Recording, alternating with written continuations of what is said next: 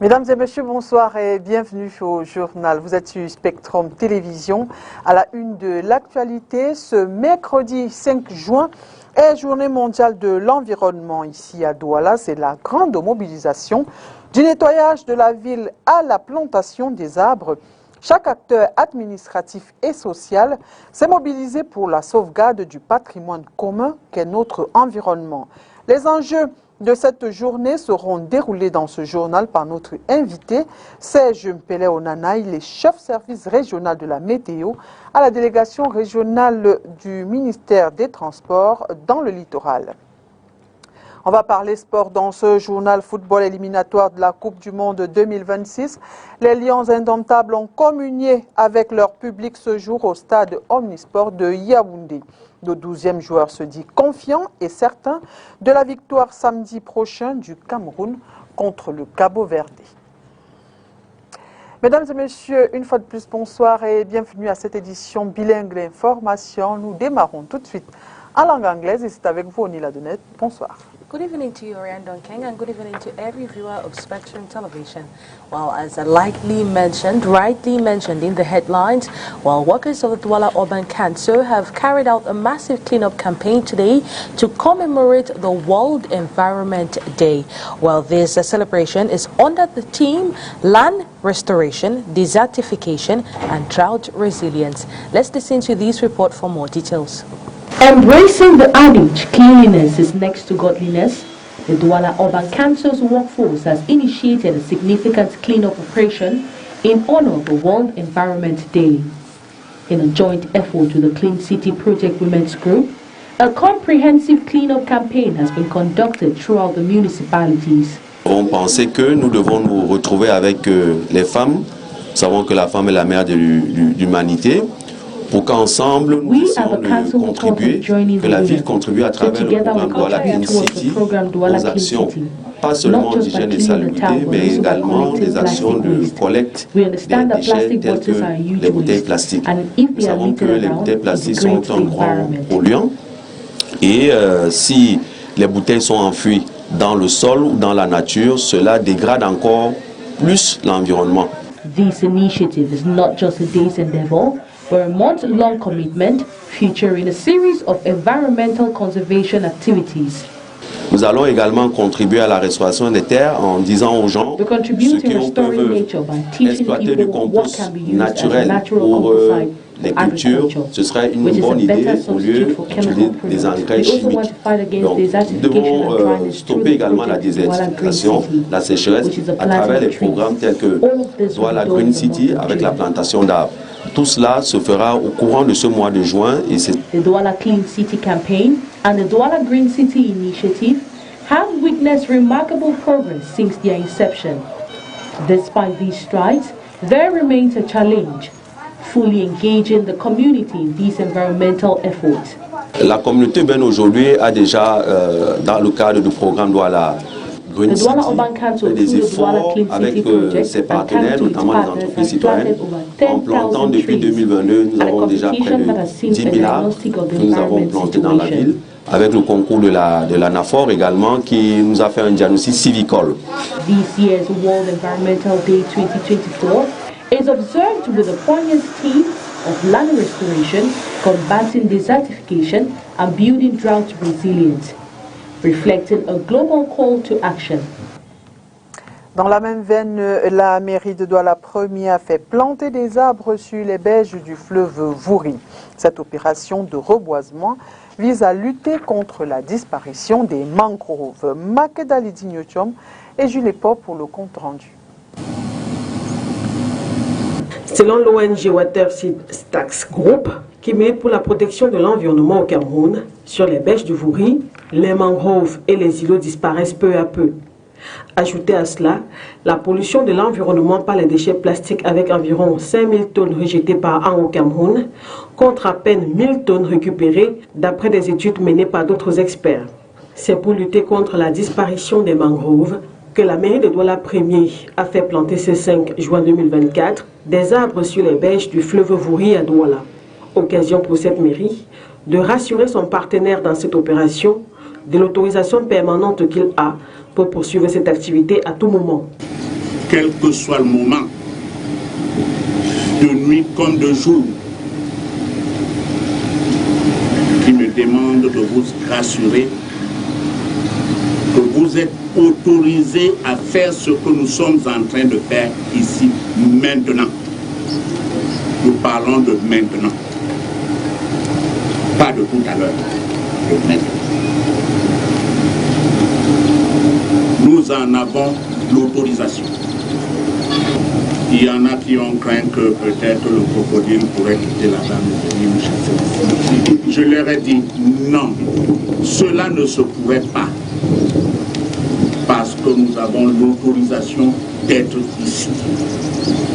Nous savons ce que nous sommes en train de faire. Cette opération de reboisement est l'activité phare organisée par la mairie de Douala Premier ce 5 juin 2024 à l'occasion de la célébration de la Journée internationale de l'environnement. Vous l'avez donc compris, et c'est la 51e édition qui se célèbre ce 5 juin. Pouvoir public, société civile et autres citoyens sont interpellés pour sauvegarder notre patrimoine mondial. Le thème de cette édition est la restauration des terres, la désertification et la résilience à la sécheresse. Les enjeux de cette journée sont présentés par Serge Mpele-Onana, il est chef service régional de la météo à la délégation régionale du ministère des Transports pour le littoral. Il s'exprime en posture d'invité dans ce journal. Je vous propose de l'écouter. Ce thème interpelle trois composantes essentielles de l'existence humaine sur notre planète. La première composante, c'est les terres. Nos terres sont menacées aujourd'hui parce que 40% des terres de la planète sont dégradées. Et cette situation a un impact sur la population mondiale parce que il s'agit à peu près de la moitié des terres qui sont aujourd'hui menacées. Et s'il n'y a pas de terre, il n'y a pas d'existence. Ou alors l'existence est difficile. Donc, en même temps que la population mondiale est mise en mal, le produit intérieur brut mondial est également affecté à moitié. Il est estimé à peu près 44 000 milliards de dollars qui seraient perdus aujourd'hui du fait de la désertification. Il faut donc restaurer nos terres, d'où le slogan de cette année, nos terres, notre avenir.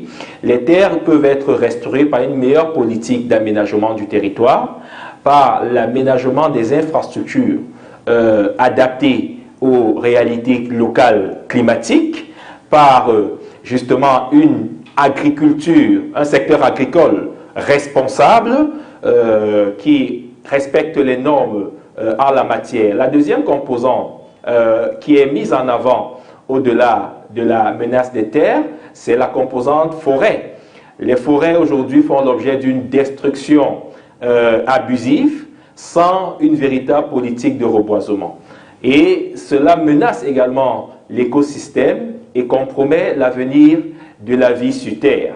Il est donc question de mettre en place de véritables politiques vertes en reboisant systématiquement les forêts détruites, en mettant en place des politiques de planting qui permettent de réanimer la vie des arbres dans nos villes, développer des zones vertes qui puissent participer à la régulation du climat et à l'économie, n'est-ce pas, des marchés tels que celui de la climatisation. Ensuite, dernière composante, c'est la composante en eau, celle qui consiste à observer aujourd'hui que les cours d'eau sont asséchés par le réchauffement climatique, les secteurs d'activité dans les domaines de l'halieutique, de la pisciculture, de l'agriculture sont mis en mal avec la rareté des cours d'eau et des lacs. Il est donc urgent de mettre en place une politique justement de suivi et de conservation des ressources en eau visant, n'est-ce pas, à redorer le blason de notre environnement et à restituer l'équilibre des écosystèmes aquatiques. À ce niveau également, des engagements sont attendus de la part des États. Si rien n'est fait sur ces trois composantes-là, il faut ajouter une dernière, celle de l'atmosphère, avec la forte concentration des gaz à effet de serre qui mettent en mal, n'est-ce pas, justement la vie sur Terre, la forte concentration des dioxydes de carbone et la grande consommation des énergies fossiles continuent à être des facteurs nocifs qui compromettent la vie sur Terre et le bon déroulement des activités sociales, économiques et environnementales. À ce niveau-là, il est question de poursuivre la politique d'atténuation des gaz à effet de serre par la promotion des énergies renouvelables, dites propres, que sont le solaire, l'éolien, le géothermique et bien sûr l'hydroélectricité. Et au détriment bien sûr des énergies fossiles au devant desquelles le pétrole, le carbone et le gaz naturel. Au-delà de la responsabilité des pouvoirs publics et des partenaires internationaux, chaque Camerounais doit aujourd'hui plus que jamais respecter son environnement. Cela sous-entend quoi? Éviter l'usage des plastiques qui sont nocifs à l'environnement, respecter justement les modes de déplacement qui prônent aujourd'hui justement un environnement vert. Ça veut dire quoi? Des transports propres. Je dois vous indiquer que pour ce qui est de la ville de Douala par exemple, il est prévu la mise en place dans les prochains mois, sous financement de la Banque mondiale, d'un bus à transit rapide qui viendra faciliter donc les déplacements des populations avec un avantage écologique, celui de réduire la pollution automobile qui est une grande source de dégradation de notre environnement et qui met en mal notre planète et notre secteur, notre tissu social. Donc, il faut que les populations également respectent les normes d'urbanisme en matière d'occupation des sols, parce que ce contexte climatique et environnemental s'accompagne des phénomènes climatiques de plus en plus extrêmes, comme les inondations, les crues subites, les épisodes de chaleur à répétition à une intensité inhabituelle. Les populations donc doivent éviter de s'implanter dans des zones à risque, respecter justement les plans d'occupation des sols et éviter de détruire la forêt, de détruire justement des mangroves, de mettre en mal notre système forestier pour des habitations parfois justement inappropriées. Nous leur demandons également de se connecter, de se familiariser avec les prévisions météorologiques et climatiques qui sont mises à leur disposition aujourd'hui dans tous les canaux de communication, notamment les mécanismes de communication numérique en temps réel, afin d'avoir la bonne information climatique et météorologique pour se prémunir face à ces phénomènes extrêmes. The Ministry of Social Affairs and the Douala Urban Council have signed a partnership convention today to transform the multifunctional center in Bipanda for disabled and vulnerable persons in this part of the country. Well, let's listen to this report as prepared by Crystal Asexuele and Julipo. De marquer notre gratitude à l'association Douala Dream, initiatrice de ce projet de création d'un centre destiné à apporter une nouvelle approche. In a solemn ceremony that has taken place in the Douala City Council Conference Hall, the Ministry of Social Affairs and the Douala City Council, both represented by the bosses, have signed a partnership convention for the construction and transformation of a multifunctional center in Bipanda for disabled and vulnerable persons in this part of the country in the presence of administrative authorities, the Douala City Council staff, plus a host of other guests.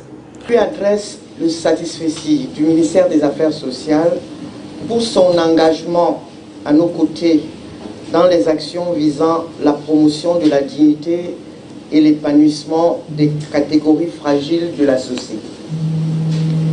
C'est aussi l'occasion pour moi de témoigner toute mon appréciation à la communauté urbaine de Douala qui, à travers la signature de la convention objet de la présente cérémonie, apporte une contribution efficace et efficiente à la mise en œuvre de la politique sociale du gouvernement. Je voudrais enfin remercier toutes les personnalités ici présentes qui ont bien voulu se joindre à nous, au premier rang desquels le gouverneur de la région du littoral ici représenté, illustrant par la même occasion le caractère transversal des questions touchant à l'autonomisation de la personne vulnérable. Distinguées personnalités, mesdames et messieurs, les personnes socialement vulnérables sont le plus souvent victimes de discrimination et de marginalisation. Elles ne bénéficient pas toujours d'une éducation et d'une formation professionnelle appropriée pour accéder au marché de l'emploi et leur permettant de vivre de façon indépendante en vue de leur pleine et effective participation à la vie en société sur la base de l'égalité avec les autres. This convention, it should be noted, has been a cumulative collective effort by both parties undertaken since March 2021. Today is therefore the icing on the cake with the transfer of competence put at the disposition of the Douala City Council under the supervision of the Ministry of Social Affairs. A major step in transforming this center in a new institution. Until now we were in a transitional phase, but from today we are starting a new phase in which we hope to improve the living condition of people living with handicap. That's the aim of this center, and it is important for us, with the help of the ministry, to improve our performances in the center and to let people living with this handicap, to give them the way of a better insertion in the living, in the day-to-day living in Cameroon. Hence, the center, which has been transforming the livelihood of so many vulnerable persons and handicaps in this part of the country, different skills and crafts learned here from the various trainings offered will go a long way to improve the conditions and livelihood of these persons, as well as ease their insertion into the society.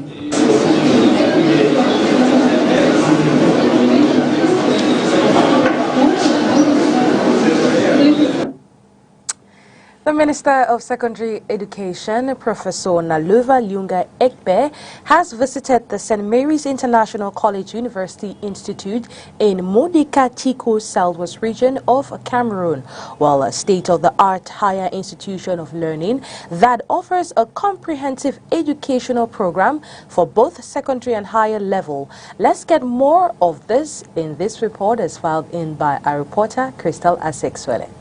After the inaugural visit of the governor of the Southwest region to this magnificent jewel planted in his region of command, the St. Mary's International College and University Institute, the Minister of Secondary Education, Nalova Lyunga Ekpe Pauline, has come personally with her staff alongside the governor to appreciate and discover the state-of-the-art higher institute of learning. And I seize the opportunity to congratulate the proprietor of this college, together with his family, who have put up such a wonderful jewel to add to what Cameroon has. So thank you very much for being part of it. St. Mary's College here in Modika in Tiko, which has just been done. Well, we opened it last year, I think, and we created last year, and we're opening it this year.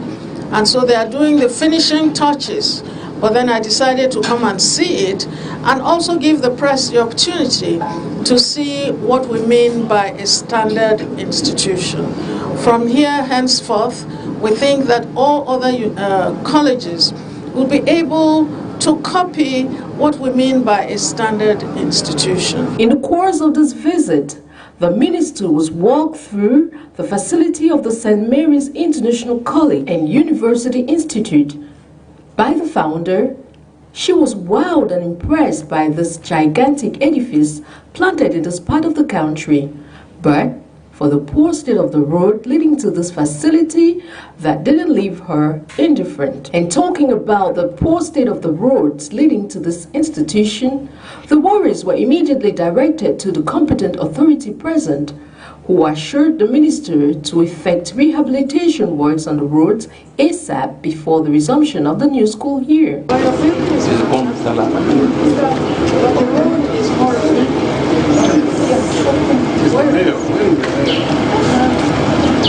The road.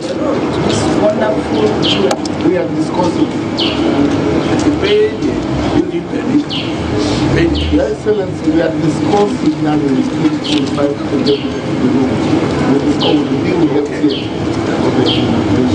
So if I give him authorization to open by September, there will be a road here. We will do that. For now, we can arrange as an schedule, but in the budget, during the carrying operation, we have to protect it. Just arrange. That's what I say we can do it for April. We start using it while before September.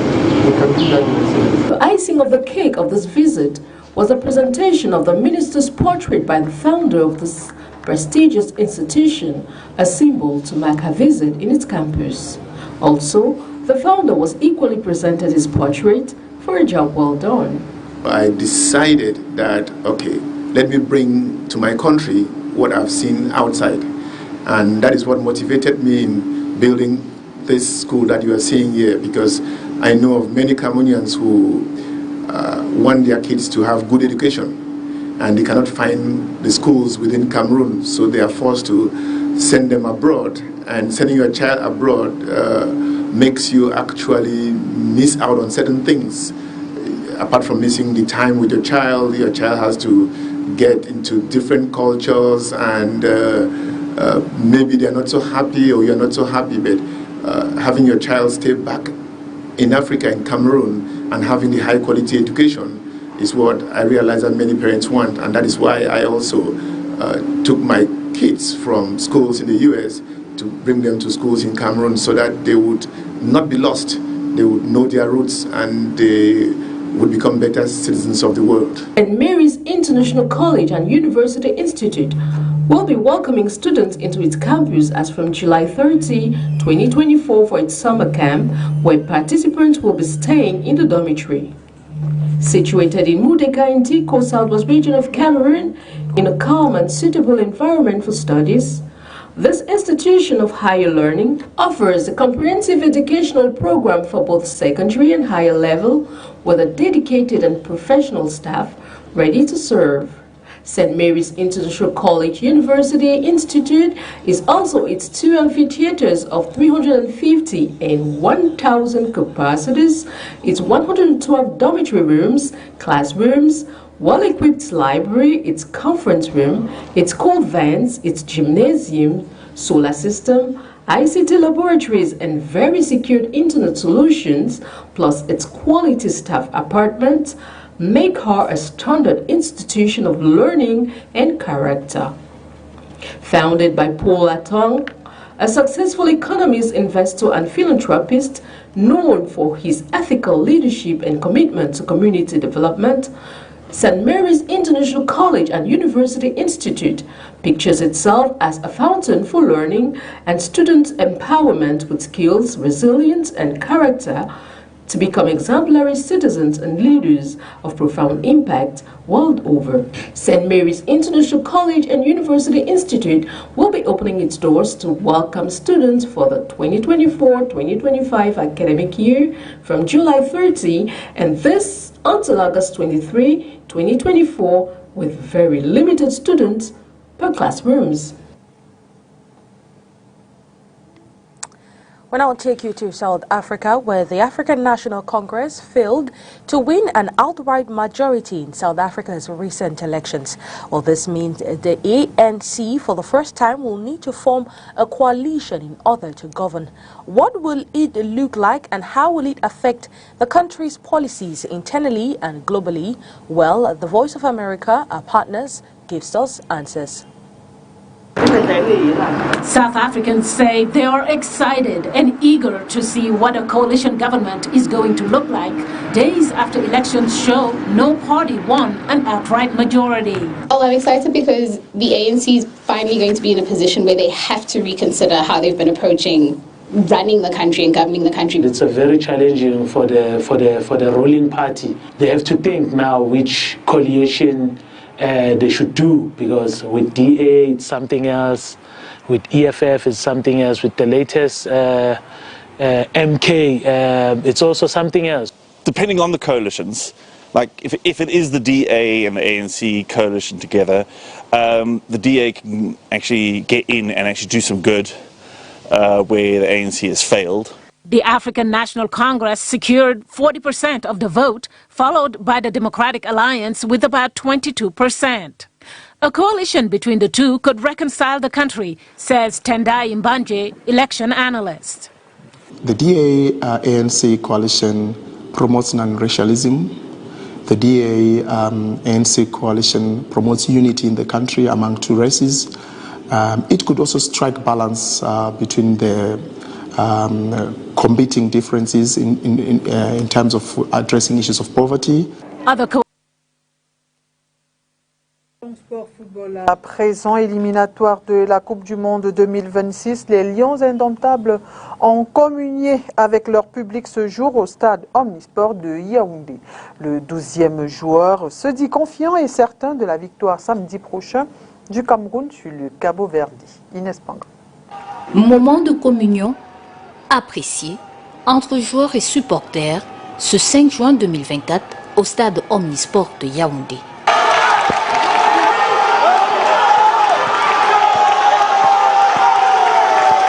L'ambiance qui prévaut au cours de cette séance d'entraînement ouverte au grand public met en confiance le 12e joueur. Les garçons affichent une mine joviale et nous sommes plutôt tranquilles. On espère que le Cap-Vert, qui a souvent été notre bête noire, va nous permettre de remporter, de rentrer avec nos 3 points. Nous voyons la motivation de nos frères qui sont mobilisés aujourd'hui. Et ce que nous pouvons demander à tous nos frères qui sont à la maison de se mobiliser ici samedi pour que nous venions accompagner nos confrères qui sont au stade et pour que nous puissions avoir une victoire et de se qualifier, qu'on ne se mêle pas de ce qui se passe entre l'Africa Foot et le MINUSEP. Nous on se concentre sur notre vert jaune. C'est vrai, nous traversons une période difficile, mais je pense que nous sommes là pour donner le courage aux Lions indomptables afin qu'ils puissent avoir tout le maximum de soutien possible pour qu'ils puissent nous livrer un spectacle de haut de gamme. Un état d'esprit qui tient tout de même compte de l'équipe du Cap-Vert. La belle performance de celle-ci à la dernière Coupe d'Afrique des Nations ne devrait pas être anodine. Les requins bleus sont allés jusqu'au quart de finale de la CAN 2023.